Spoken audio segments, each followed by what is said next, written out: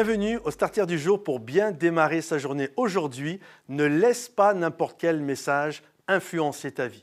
Je crois que l'ennemi va toujours faire en sorte que nous recevions des messages, un peu comme Néhémie, alors qu'il est en train de restaurer les murailles de Jérusalem, de la ville de Dieu. La Bible nous dit qu'il va y avoir des messagers qui vont être là pour le faire paniquer. Et c'est toujours pareil. Regardez cette histoire avec le prophète Élie, alors qu'il vient de remporter une victoire extraordinaire sur les Baals et les Astartés, qui étaient les divinités de l'époque, et sur leurs prophètes. La Bible nous dit que Jézabel, la femme du roi d'Akab, qui était une femme qui était terrible, lui fit envoyer un message. Et lorsque Élie va recevoir ce message, alors qu'Élie, c'est quand même tout un monsieur, tout un caractère, c'est pas quelqu'un de fragile, Élie. Mais la Bible nous dit que lorsqu'il va recevoir le message de Jézabel, qui disait que les dieux me punissent sévèrement si demain, à cette heure-ci, c'est-à-dire sur les 24 heures qui arrivent, je ne te fais pas ce que tu as fait aux prophètes de Baal et d'Astarté. Et là, la Bible nous dit que Élie va rentrer dans une panique terrible et il va se mettre à s'enfuir.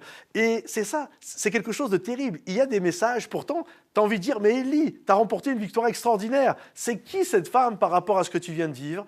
Mais il a donné écho à ce message et ce message est venu faire un tremblement de terre dans sa vie. Ça l'a complètement terrassé et il s'est mis à enfuir. Et on doit comprendre ceci, c'est qu'un message n'a de l'impact sur nos vies que si nous l'écoutons. Si nous ne l'écoutons pas, alors il n'a aucun impact. Mais le diable fait toujours en sorte que tu entendes bien les messages des Jézabel. Tu vas voir ce que je vais te faire. D'ici 24 heures, tu es mort. Je vais te détruire. Je vais te ruiner. Tu vas perdre ta famille. Ton mari va partir. Ta femme va te tromper. Et puis, tu ne vas même pas arriver à tes 48 ans. Tu vas mourir d'un cancer avant, etc., etc. Et là, il y a toutes sortes de messages qui viennent comme ça et qui nous font rentrer dans un vent de panique.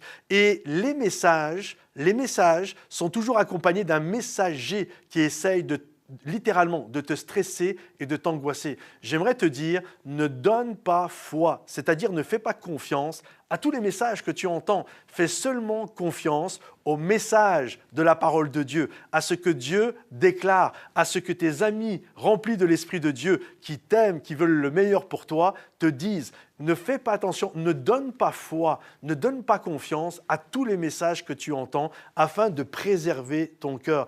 Il y a des gens, leur vie a été complètement terrassée alors que techniquement, rien n'a changé. Ils ont juste entendu un message qui les a fait rentrer, une menace qui les a fait rentrer dans un choc émotionnel terrible. Alors qu'en réalité, dans leur vie, rien n'avait changé. C'est juste quelque chose qui les a ébranlés.